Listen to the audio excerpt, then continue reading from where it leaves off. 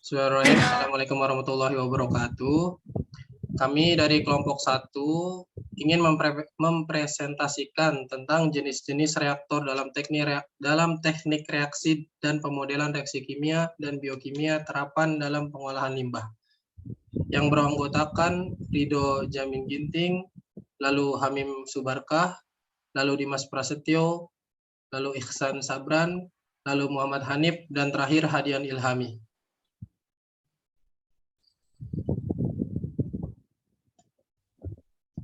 Apa itu reaktor? Reaktor merupakan suatu alat proses, tempat di mana terjadinya suatu reaksi berlangsung, baik itu reaksi kimia atau reaksi nuklir, dan bukan secara fisika. Lalu kalau reaktor kimia itu apa?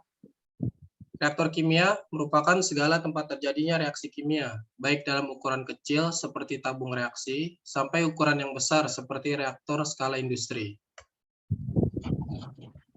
Reaktor ada berbagai banyak jenis. Jenis-jenisnya yaitu yang pertama reaktor batch, yang kedua semi reaktor, yang ketiga reaktor kontinu. Untuk reaktor kontinu dibagi lagi, ada CSTR atau Continuous Stir Tank Reactor, lalu PVR atau Plug Flow Reactor, dan yang terakhir PBR yaitu Packed Bed Reactor. Untuk reaktor batch adalah reaktor yang menghasilkan produk dengan basis setiap satuan batch, di mana dalam satu kali proses batch, reaktan dikonversi menjadi produk dalam waktu tertentu hingga kesetimbangan tercapai atau reaktan habis bereaksi. Untuk slide selanjutnya akan diteruskan oleh teman saya. Silakan. Oke, terima kasih Mas Hanif. Saya lanjutkan. Untuk jenis-jenis reaktor batch, itu yang pertama itu granule activated carbon contactor. Secara operasional, air akan diterapkan ke kolom dan ditarik di bagian bawah. Karbon ditahan di tempatnya dengan sistem under drain di bagian bawah kolom. Penyediaan untuk pencucian permukaan biasanya diperlukan untuk membatasi penumpukan head loss karena penghilangan material partikulat di dalam kolom karbon. Untuk granul activated ini biasanya terjadi pada akhir di proses, yaitu multi filter. Next.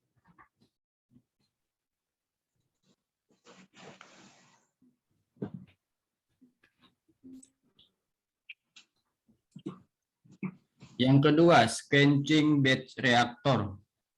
Dasar pengoperasian SBR adalah pengisian dan pengosongan reaktor. Air limbah dialirkan ke dalam reaktor dalam waktu tertentu, lalu dialirkan pengolahan dalam reaktor dalam waktu yang direncanakan secara batch. SBR dioperasikan dalam 5 tahapan, yaitu fill tahap pengisian, batch tahap reaksi, settle tahap pengendap, draw tahap pengosongan, idle tahap istirahat. Yang ketiga itu ada ultrafiltrasi. Prinsip kerjanya dari ultrafiltrasi adalah memisahkan molekul berdasarkan pada molekul yang terlarut. Sistem kerjanya yaitu udara masuk dengan tekanan yang rendah kurang lebih 1,5 udara masuk dengan tekanan yang rendah kurang biar melalui lubang halus yang memiliki diameter sekitar 0,5 sampai 2 mm. Kemudian akan disaring dengan filter yang memiliki ukuran pori sekitar 0,01 sampai 0,05 mm. Molekul yang ukurannya lebih dari 0,05 akan terhenti dan akhirnya akan terbuang secara bertahap ketika dilakukan back flushing atau ketika saat forward flushing.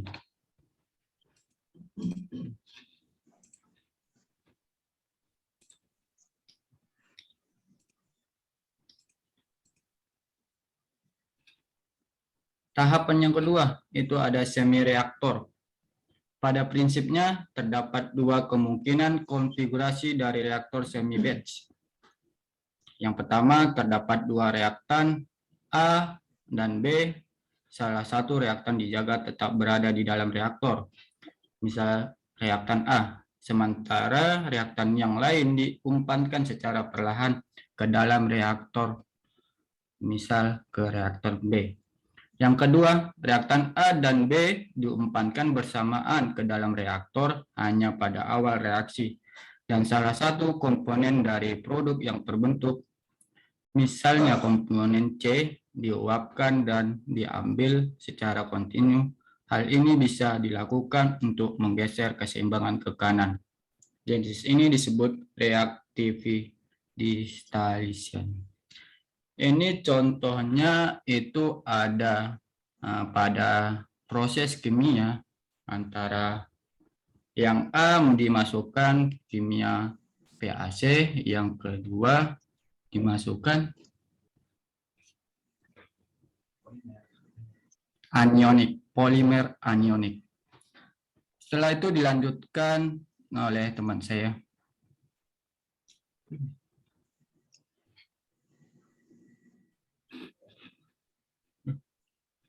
Selanjutnya, saya Dimas Prasetyo akan melanjutkan dari PPT yang telah disampaikan sebelumnya oleh teman saya, Mas Rido Ginting ya. Selanjutnya adalah reaktor kontinu. Reaktor yang beroperasi secara terus-menerus, di mana reaktan akan terus mengalir dan diikuti reaksi di sepanjang reaktor. Semakin besar atau panjang ukuran reaktor, maka kesempatan reaktan untuk bereaksi akan semakin besar, karena waktu reaksinya lebih lama. Berikut beberapa contoh reaktor kontinu. Yang pertama, CSTR, yaitu Continuous Stirred Tank Reactor. Reaktor yang dapat digunakan untuk reaksi homogen, di mana suhu, konsentrasi, dan kecepatan reaksi di antara zat-zat yang bereaksi sama di semua posisi reaktor, atau dapat dikatakan konsentrasi dan kecepatan reaksi bukan fungsi waktu dan posisi dalam reaktan. Yang kedua itu adalah PVR, Plug Flow Reactor. Reaktor jenis kontinu yang berbentuk pipa, sehingga di sepanjang reaktor terjadi perubahan konsentrasi, suhu, dan kecepatan reaksi baik arah aksial maupun radial. Reaktan masuk kemudian mengalir di sepanjang reaktor dan bereaksi sehingga konversi meningkat dengan meningkatnya panjang reaktor. Adapun jenis-jenis reaktor PVR. Yang pertama, fluidized bed reactor. Biasanya digunakan untuk reaksi fase gas katalisator padat dengan umur katalisator yang sangat pendek, sehingga harus cepat diregenerasi. Atau padatan dalam reaktor adalah reaktan yang bereaksi menjadi produk. Berikut contoh pengelolaannya ya. Bisa dilihat semua teman-teman. Lalu yang kedua itu PBR atau Packed Bed Reactor. Dalam pengelolaan kimia, suatu tabung yang berongga, pipa, atau bajana lain yang diisi dengan bahan pengemas. Kemasan tersebut dapat diisi acak dengan benda kecil yang pengemasannya secara terstruktur yang dirancang khusus. Adapun jenis-jenis dari packed bed reactor atau PBR. Yang pertama itu ada single bed reactor. Bisa dilihat gambar di sebelah kanan ya. Semua partikel terletak dalam suatu wadah. Adapun keuntungan atau kekurangan. Yang pertama itu adalah mudah dalam pembangunan. Yang kedua itu udah pasti murah ya. Terus yang ketiga berlaku ketika reaksi tidak terlalu endotogemik. Adapun yang kedua yaitu terdiri dari dua jenis kompartemen berbentuk tabung dengan reaksi pendingin atau pemanas. Berlaku ketika reaksi endotomik. Yang ketiga yaitu multi-tube reaktor. Beberapa tabung berdiameter kecil diisi dengan partikel. Adapun keuntungan dan kekurangan. Biaya lebih mahal. Lalu yang kedua permukaan tinggi untuk pertukaran panas atau kontrol suhu yang sangat baik. Adapun terapan reaktor PVR. Reaktor PVR dapat diterapkan dalam pengelolaan limbah fenol. Desain dari PVR dapat dilakukan dengan merecycle sebagian hasil olahan dalam perbandingan laju alir recycle terhadap laju air effluent tertentu. Selanjutnya, parameter yang mempengaruhi kinerja reaktor PVR pada limbah pengelolaan fenol akan dilanjutkan dengan teman saya, yaitu Hamim Subarkah. Silakan Mas Hamim. Oke, terima kasih.